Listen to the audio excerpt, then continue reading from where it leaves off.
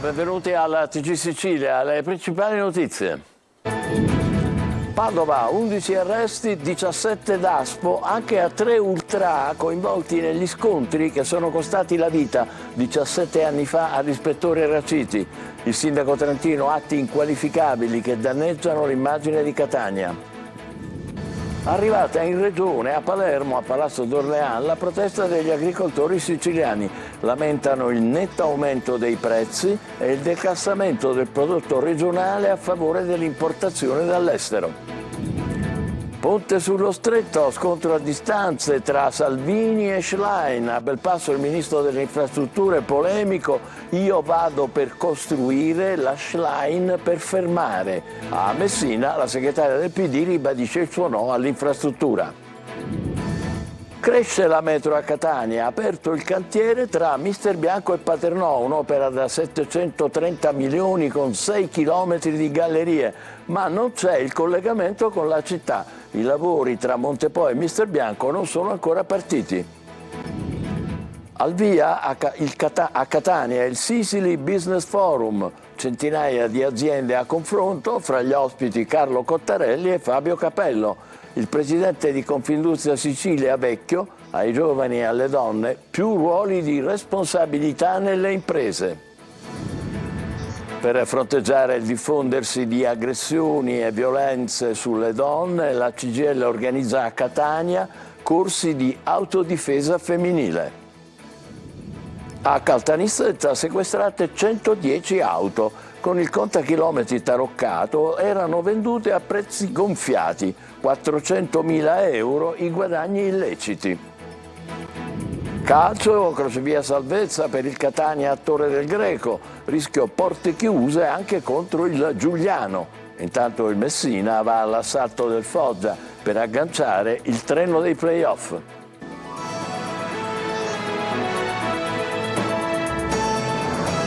Ben trovati. Il calcio violento, la guerriglia di Padova con le sue pesanti conseguenze, 11 arresti, 17 Daspo, fra questi anche nei confronti di 3 ultra coinvolti nel 2007 negli scontri che sono costati la vita all'ispettore Raciti. Il sindaco trentino dice sono atti inqualificabili che danneggiano l'immagine di Catania. Tonino De Mana. 11 arresti, 8 feriti, in via di miglioramento 17 Daspo, ma oltre ai numeri della guerriglia di Padova fa scalpore ed indigna la notizia che 3 ultra catanesi coinvolti negli scontri a Leuganeo avevano già preso parte il 2 febbraio 2007 ai Tafferugli che costarono la vita all'ispettore di polizia Filippo Raciti. Una ferita che non si rimargina e che macchia ancora una volta l'immagine di Catania. Non le manda a dire il sindaco trentino che ha voluto manifestare tutto il suo disappunto. Ci vanno di mezzo come al solito la tifoseria vera e l'immagine di Catania. Il solo risultato è l'aver screditato la reputazione della nostra città, penalizzando migliaia di tifosi. Abbiamo compiuto sforzi importanti per ridare dignità al nostro stadio, ha precisato Trantino, ed invece assistiamo ad atti inqualificabili come quelli di Padova. Sulla follia ultra ha preso la parola anche Fabio Capello, intervenuto a Buongiorno Sicilia. Sono pochi a cui i giocatori, tutti quanti hanno dato importanza e siccome si sentono potenti e nessuno può toccarli, commettono queste sciocchezze che poi ricadono su tutti coloro che vorrebbero andare allo stadio a vedere uno spettacolo e divertirsi. E invece ci sono questi che lo fanno di mestiere e questo è il problema. I 17 Daspo hanno raggiunto gli 11 arrestati protagonisti dell'invasione di campo, nonché 6 ultra catanesi filtrati alla stazione ferroviaria di Padova prima di far rientro in Sicilia e trovati in possesso di fumogeni, petardi e bombe carta. Tra gli arrestati anche un quarantenne, già destinatario di Daspo nel 2015 e nel 2017. Ci troviamo di fronte a veri e propri professionisti degli scontri, ha affermato il questore di Padova Odorisio. In casi gravi i Daspo agli stadi dovrebbero essere a vita. Ancora in piazza a manifestare gli agricoltori siciliani lamentano il netto aumento dei prezzi e il declassamento del prodotto della nostra regione a favore dell'importazione dall'estero, come per il grano. Li abbiamo incontrati a Palermo. Marco Cullà. Una protesta, quella degli agricoltori allevatori, che non conosce titoli di coda. Ancora una volta è Palermo il teatro della manifestazione, con agricoltori che sono arrivati da ogni parte della Sicilia, ma anche dalla Calabria, dalla Puglia e dalla Basilicata. Una sfilata senza trattori, ancora una volta non autorizzati. Capolinea Palazzo d'Orleans per consegnare un documento al presidente Schifani con tutte le richieste degli agricoltori siciliani. Basta con l'importazione di prodotto non italiano, non siciliano, abbiamo prodotti ottimi qua e dobbiamo valorizzare i nostri prodotti. Un altro punto che gli agricoltori hanno inserito nel documento è la qualità del prodotto, come il grano che paradossalmente viene importato da altri paesi, declassando invece quello siciliano qualitativamente superiore. A guardare i campioni che hanno preso la forestale a Pozzallo l'altro giorno, non è di qualità. In una mano c'erano 5 chicche di grano verde, quindi le micotossine sicuramente erano abbastanza alte, però è nei limiti di legge perché l'asticella è messa a 1750. Produciamo in perdita, non riusciamo a fare il reddito con prodotti che abbiamo sani e genuini e non sappiamo più che pesci prendere sinceramente, perché anche buon Dio sinceramente si ci sta mettendo pure un pochettino contro. Abbiamo anche un'annata siccitosa quest'anno, veniamo da un'annata altrettanto siccitosa che quella dell'anno scorso. E poi altro problema, il netto aumento dei prezzi. Praticamente i concimi non si possono acquistare più, i mangimi per gli animali non si possono acquistare più, fieno per il tempo brutto purtroppo che abbiamo tra la siccità e le annate abbastanza forti di pioggia, dove arrivano bombe d'acqua e distruggono tutta la nostra produzione di foraggio, e siamo all'estremo proprio, non abbiamo più alcun alimento da dare ai nostri animali, siamo al collasso proprio. A Belpasso il ministro delle infrastrutture Salvini, polemico a proposito del ponte sullo stretto con il segretario del PD. Io voglio costruire, dice, lei vuole fermare i lavori. E su Stancanelli nelle liste della Lega aggiunge, è una risorsa, lo incontrerò a breve. L'intervista è di Luca Ciliberti. Il ponte con i 30 miliardi che stiamo investendo sulle strade, le autostrade, le ferrovie, le metropolitane in Sicilia e gli altri 30 in Calabria cambia la vita. Io penso che siciliani e calabresi, ma italiani in generale, fra qualche anno toccheranno con mano che stiamo facendo quello che i nostri genitori fecero per l'Italia nel secondo dopoguerra, rimboccandosi le maniche con l'autostrada del sole. E l'Ischlein sarà proprio a Messina per dire no a questo ponte insieme a tanti altri comitati? No, lo so, era con me in aereo. Abbiamo scherzato, io le ho detto io vado per costruire, tu vai per fermare, è il bello della democrazia. Non capisco come si possa dire di no a delle opere pubbliche che creeranno decine di migliaia di posti di lavoro per operai, per ingegneri, per tecnici, per commercianti, che saranno un'opportunità per gli studenti, per le famiglie, però è il bello della democrazia. Qualcuno dice che non bisogna fare infrastrutture. Per me, per la Lega, per il ministero che dirigo, le infrastrutture servono in Sicilia come in tutta Italia. Ministro, c'è una partita aperta per le europee tra voi, Forza Italia, Fratelli d'Italia. Le faccio anche un'altra domanda, che questa è in chiave più regionale. Si fa molto più spesso il nome di Raffaele Stancanelli, europarlamentare uscente nelle liste della Lega. Lei che ne pensa? Lo conosco non da adesso ma da anni, l'ho incontrato più volte e ne ho grande stima per come ha difeso la sua città, la sua regione e l'intero paese. Ci parleremo, ci incontreremo, se si ritenesse che fra la Lega, Raffaele e anche altri esponenti che hanno avuto altre esperienze ci possa essere un percorso comune, perché no, l'abbiamo fatto in un'altra zona con Aldo Patriciello, che ha combattuto per anni con Forza Italia, adesso ha condiviso l'idea di Europa e di futuro della Lega. Per quello che mi riguarda la competizione non è all'interno del centrodestra. L'apertura del cantiere del ponte prima o dopo le europee? No, a me interessa aprirlo, non apro i cantieri in base alle scadenze elettorali, mi sono impegnato ad aprire i cantieri entro il 2024, tutti ridevano, vediamo alla fine del 2024 chi ride, io penso che sorrideranno gli italiani.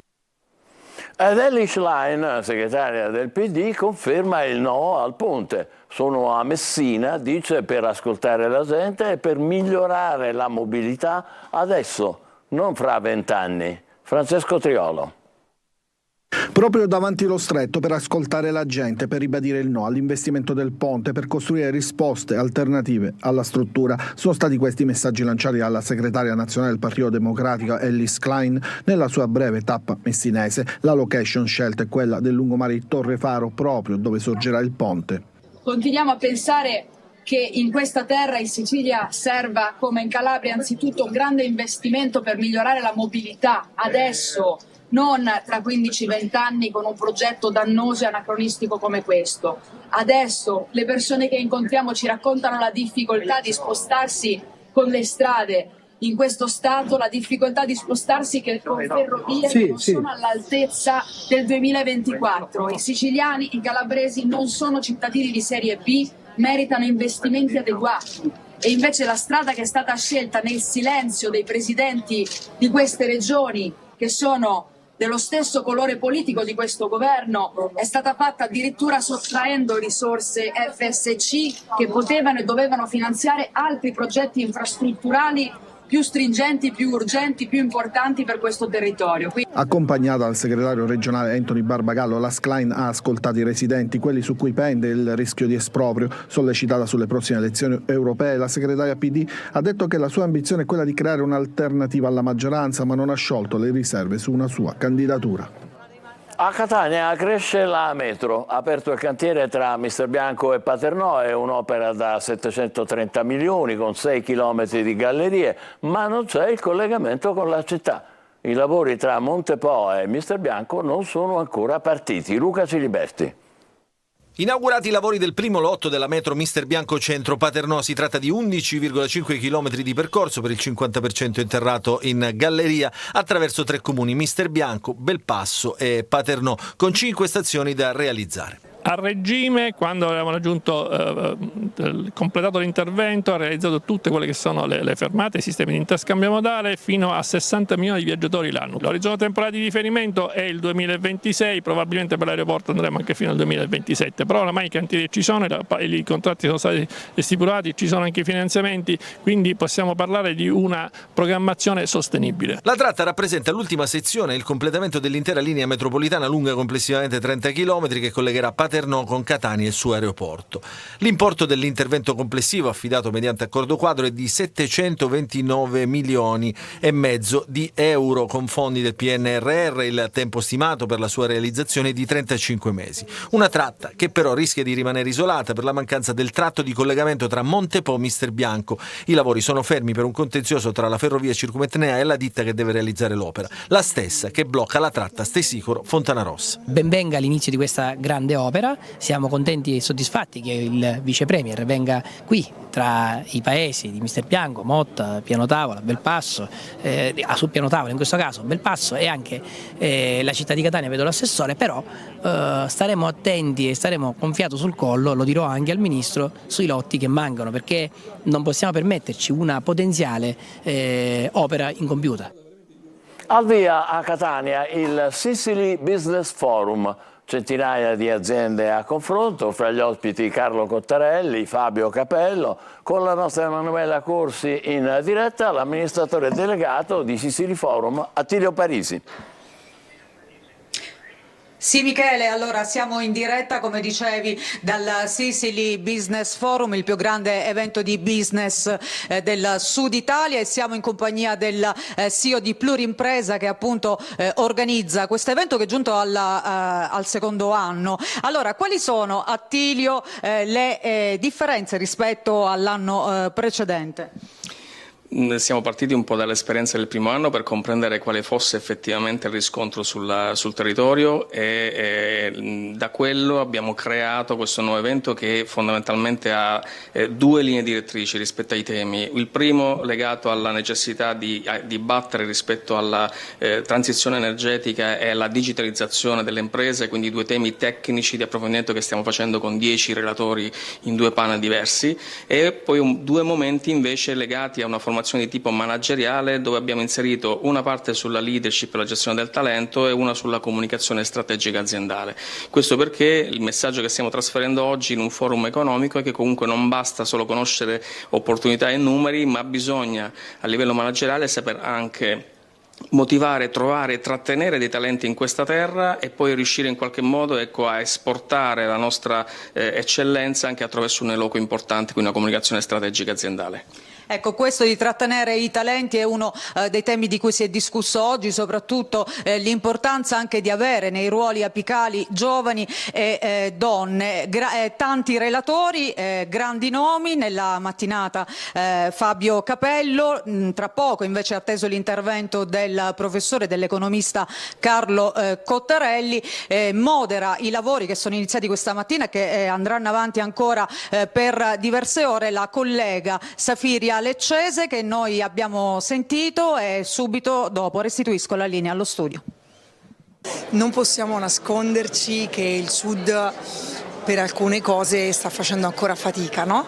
Però mi piace vedere questo dato in controluce, cioè c'è tanto da fare ma si può fare, e una giornata come quella di oggi con 400 persone in presenza e altrettante collegate che vengono a dotarsi degli strumenti per capire come rilanciare un territorio meraviglioso, io credo che sia una buonissima notizia che noi possiamo darci. Ringrazio di aver ricordato il libro, perché me lo porto dentro. È la storia di 10 grandissime imprese italiane, diciamo, che hanno fatto anche un po' grande l'Italia nel mondo, no? Giganti nei fatturati, ma ottenuti con una modalità di bene, di collaborazione, di condivisione con le persone che lavoravano con loro. Perciò si chiama La ricchezza del bene, perché è un titolo che va letto in circolare, cioè la ricchezza può diventare un bene, ma quando lo diventa se è condiviso, ma anche il bene può diventare ricchezza quando viene messo a disposizione del talento, dell'intelligenza, dell'impegno. Quindi il fattore umano conta sempre. Il fattore umano non ce lo potrà levare, ringraziando il cielo, nessuna intelligenza artificiale, che non dobbiamo demonizzare, che dobbiamo imparare a gestire, perché l'abbiamo inventata noi, e quindi deve essere qualcosa che sempre serve all'umanità, deve essere per l'umanità, non deve essere contro l'umanità. Le altre notizie: giallo a Favara, nell'Agrigentino, dubita il padre di Jessica Lattuca che i frammenti di ossa ritrovati dagli operai in un'abitazione possano essere della figlia, dissolta nel nulla 6 anni fa. Occorrerà l'esame del DNA per chiarire. Davide Sardo. Favara è giallo dopo la scoperta di alcune ossa verosimilmente umane nel corso di lavori di ristrutturazione in un appartamento disabitato di uno stabile in via Luigi Laporta nel centro storico. Immobile e frammenti ossei sono stati sequestrati dai carabinieri. Sarà estrapolato il DNA. Al lavoro sono gli specialisti del RIS di Messina. L'inchiesta è coordinata dal procuratore di Agrigento Giovanni Di Leo. Si indaga ad ampio raggio, si ipotizza anche che i frammenti siano stati dissotterrati, seppelliti e poi riemersi tra dei calcinacci e forse con consapevolezza. Sono ascoltati gli operai al lavoro e non solo. Via Laporta è a circa 70 metri dall'abitazione dove ha dimorato Jessica Lattuca, la donna che adesso avrebbe 34 anni, madre di 4 figli, di cui non vi sono tracce dall'agosto del 2018. Nell'abitazione con il padre anche il fratello Vincenzo, già indagato per l'omicidio e l'occultamento del cadavere della sorella, e poi morto per overdose di eroina il 20 giugno del 2023. Il padre, Giuseppe Lattuca, dubita che le ossa appartengono alla figlia. Non penso che la uccidevano, che la seppellivano qua a Jessica. Insomma, questi piccoletti ossa, insomma, noi che abbiamo ossa minimo di mezzo metro, sia il ginocchio sia il corpo di sotto. Escludo che siano magari ossa antiche. Secondo quanto ha ipotizzato la procura di Agrigento, Jessica Lattuca sarebbe stata uccisa al culmine di una lite scaturita dallo stato di ubriachezza di lei. Nella casa del padre di Jessica, eccola angusta e ristretta, dove hanno vissuto sia lei che il fratello Vincenzo, sono state trovate le tracce ematiche riconducibili a Jessica. Catania, una lezione di autodifesa organizzata dalla CGIL perché le donne si abituino a sentirsi più sicure nell'epoca in cui aumentano aggressioni e femminicidi. L'istruttrice dice: io alleno prima il corpo, poi la mente. Roberta Lunghi. Questo è lo strangolamento classico, quindi scendo, colpo, questo giro, giù, L'autodifesa per sentirsi più sicure. Alla prima lezione che vi mostriamo, organizzata dal centro Elvira Colosi della CGIL di Catania, ci sono donne di tutte le età e con diverse esperienze di vita. È solo il primo di un calendario di iniziative collegato al Centro Donne. Noi abbiamo voluto dar vita a un centro donna che è un centro ascolto per tutte le donne che si sentano minacciate da situazioni di violenza, di molestie, di discriminazione nei luoghi di lavoro. Molestie, aggressioni e femminicidi in aumento. Oggi più che mai sapersi difendere è fondamentale e le donne lo sanno. Non c'è più la sicurezza di una volta e saperne qualcosina in più male non fa. Mi piace molto l'idea di essere preparate, perché se una conosce delle tecniche ha meno paura e già, come diceva prima, avere paura ti blocca. Le è mai successo di dover avere bisogno di difendersi? Sì, a me è successo da ragazza, è stato difficilissimo ma ci sono riuscita. 1, 2, 3, 4. Ecco dunque le zone sensibili, quelle da colpire in caso di aggressione. Occhi, naso, gola, genitali, cartilagini. Per intenderci, la mano va qui, naso, quindi con questa parte prendo il naso, con questo vado sugli occhi. Ci sono le mosse base, ma l'autodifesa non è solo un fatto fisico. A parte insegnarti come difenderti, non solo fisicamente, ma mentalmente. Una lezione non basterà, quindi magari continuerà. Spero di sì, di poterlo fare e invito comunque anche altre donne di poter fare questo percorso perché è un qualcosa di bello, ma soprattutto sostenerci fra noi donne. Quando c'è un bisogno, non voltarsi mai dall'altra parte. Auto vendute come nuove a prezzi gonfiati. A Caltanissetta sequestrate 110 macchine con il contachilometri taroccato. 400.000 euro gli importi illegittimi. Desiree Ferlito.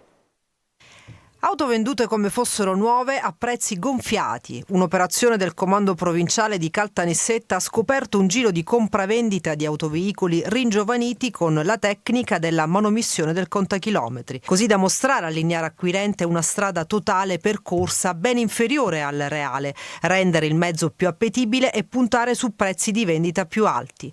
Gli introiti di questo trucchetto ammonterebbero a circa 400.000 euro, almeno 100 le autovetture sequestrate, 10 milioni i chilometri scalati. L'operazione Chilometro Zero nasce da un'attività investigativa avviata dalla Guardia di Finanza di Caltanissetta.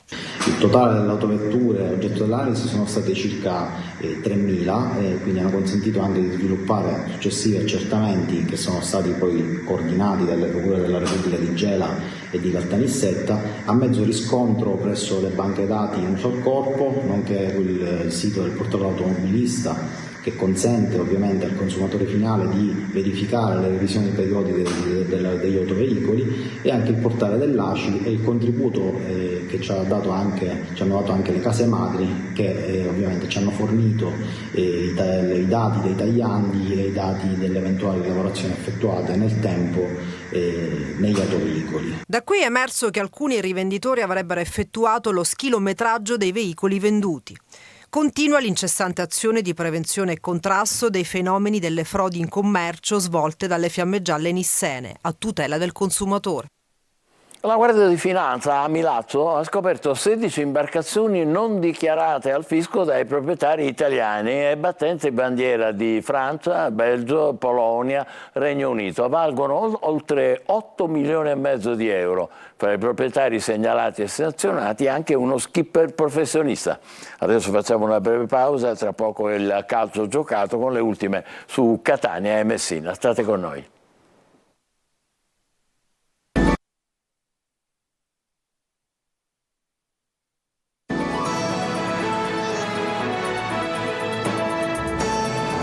Di nuovo insieme con il calcio giocato a Torre del Greco, il Catania a caccia di punti salvezza per evitare di trovarsi invischiato nella bagarre dei play-out. Zeoli cerca di isolare la squadra, da verificare le condizioni di Bois e Tello. Salgono le quotazioni di Di Carmine. Tonino De Mana. Ora più che mai bisogna isolarsi. Dopo la sfortunata parentesi in Coppa Italia con il Catania, che si giocherà tutto il 2 aprile ma senza il supporto del Massimino, Zeoli sta lavorando più sulla testa che sulle gambe dei giocatori per trovare la concentrazione necessaria in vista della decisiva sfida contro la Turris. Una trasferta vietata ai tifosi etnei su decisione del CAMS, che ha addirittura proposto la chiusura del Massimino anche per la gara di campionato contro il Giuliano. A tal proposito la società etnea ha sospeso la prevendita dei tagliandi. L'ultima parola spetterà adesso al prefetto di Catania, Maria Carmela Librizzi. Ed ora il calcio giocato con la squadra rossa-azzurra, che non può permettersi di sbagliare contro la Turris, che occupa attualmente il quintultimo posto che vale i play-out. È quasi l'ultima spiaggia per i campani, che in caso di vittoria dimezzerebbero lo svantaggio proprio dagli etnei. Tutto questo a discapito del Catania, che si ritroverebbe invischiato nella bagarre salvezza, con la beffa di vedersi vanificare il percorso di Coppa Italia e quindi la possibilità di giocare i play-off. Zeoli tiene sulla corda il gruppo e per la sfida del Liguori dovrà valutare le condizioni di Bua e Teio. Probabile impiego dal primo minuto per Welbeck, squalificato per un turno in Coppa. Sulla via del pieno recupero Di Carmine, che, schierato Leuganeo, potrebbe partire dalla panchina ed entrare eventualmente a gara in corso. Indipendentemente da chi scenderà in campo, serviranno cuore, polmoni e testa per uscire indenni da Torre del Greco e cercare di archiviare almeno la pratica salvezza. Turris Catania, in programma domenica alle 14, sarà diretta da Andrea Zanotti della sezione di Rimini. Il Messina, dopo 2 trasferte consecutive, torna domani pomeriggio al Franco Scoglio per ospitare il Foggia. In palio punti pesanti per i play-off. Sergio Colosi. È la sfida per giocarsi l'accesso ai play-off, fondamentale ma non decisiva. Per l'incontro con il Foggia, in programma domani alle 14 al Franco Scoglio, il Messina può contare sulla migliore formazione, scortato dall'entusiasmo di un pubblico più numeroso del solito. 2 fattori di non poco conto per una squadra che in questa stagione ha alternato momenti difficili e di grande rilancio. Adesso c'è la possibilità di chiudere il discorso salvezza e rientrare nello sprint finale per i play-off. Di fronte però un Foggia motivato, che in classifica ha un punto in più dei giallorossi e ha vinto 5 delle ultime 7 gare, fermando domenica scorsa anche la capolista Juve Stabia, sconfitto soltanto dal Benevento. Numeri simili tra chi va a 1000 e chi invece, pur facendo molto bene come il Messina nel 2024, non vince da 3 giornate. Abbiamo visto giocare il Foggia, è una buona squadra organizzata, e sicuramente incontrarlo in questo periodo non è una bella cosa, perché hanno fatto molti risultati utili consecutivi e poi si vede che sono in salute. Noi ce la metteremo tutta, anche perché noi siamo anche in buono stato e quindi ce l'andremo a giocare a viso aperto davanti ai nostri tifosi. Modica valuta sistema di gioco e uomini, l'abbondanza gli dà margini di scelta e il tecnico di Mazzara ha dimostrato qualche volta di non mancare di fantasia. Dalla presenza o meno di Emmausso, che ha scontato le 2 giornate di squalifica, dipende la scelta del modulo e l'utilizzo degli under, che dovrebbero essere Ortisi, Frisenna e Zunno. Ci fermiamo qui, torneremo alle 20, grazie e buon pomeriggio.